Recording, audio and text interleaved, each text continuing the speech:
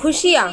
दिसंबर का महीना, सर्दियों का मौसम, उस पर नव वर्ष की छुट्टियों पर बाहर किसी हिल स्टेशन जाने का प्रोग्राम बनाया जा रहा हो तो कौन खुश नहीं होगा।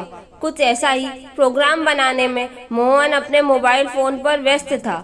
उसकी बेटी आराध्या उसे होटल बुकिंग और कौन सी गाड़ी से चलना सूटेबल रहेगा बता रही थी कि घर पर काम करने वाली रमा दीदी आ गई, मगर वह रोज की तरह आते ही रसोई घर में जाने की बजाय वहीं दरवाजे पर ही खड़ी हो गई। अरे बुआ जी, दरवाजे पर ही क्यों खड़ी हो, अंदर आओ ना। नहीं आराध्या बिटिया, वो भाभी कहाँ है। अरे रमा, आओ ना, देखो सारा काम बिखरा हुआ पड़ा है, संभालो अब रसोई घर को। दोनों बाप बेटी चाय पकोड़े, अच्छा वहाँ तेरे लिए भी रखे हैं। भाभी वो मैं एक हफ्ते के लिए काम पर नहीं आऊंगी, मुझे हफ्ते भर की छुट्टी चाहिए। क्या? अरे भाई क्यों, इतनी ठंड है उस पर तुझे छुट्टी चाहिए? 4-5 दिनों बाद छुट्टी ले लेना।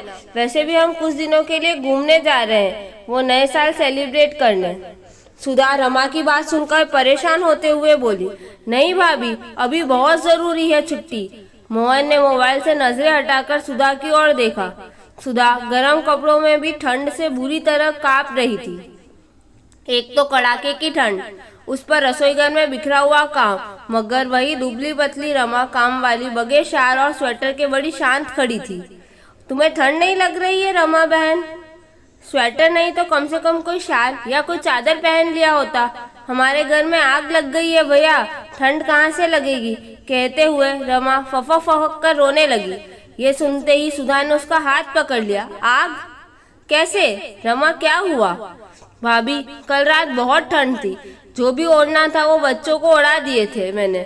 मेरा मर्द बीमार है तो उनके लिए थोड़ा आग जलाकर मैं भी वहीं आग ताप रही थी। पता नहीं कब थोड़ी देर के लिए आग लग गई और जब आग खुली तो सब जल रहा था।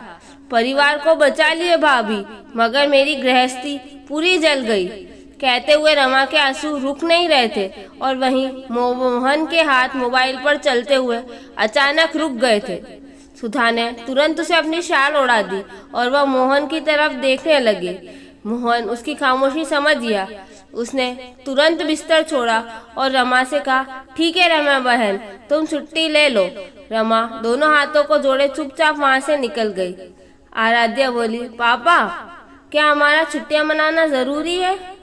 पापा, क्या हम बुआ जी को घर बनाने में मदद करते हुए खुशियों से नया साल सेलिब्रेट करें?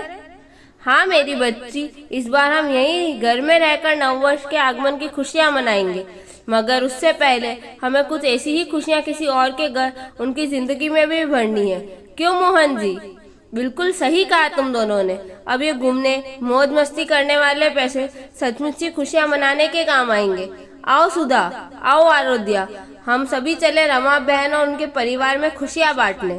कहते हुए अपना क्रेडिट कार्ड लिए मोहन सुधा और आराध्या के साथ रमा बहन के घर की ओर निकल गया। थैंक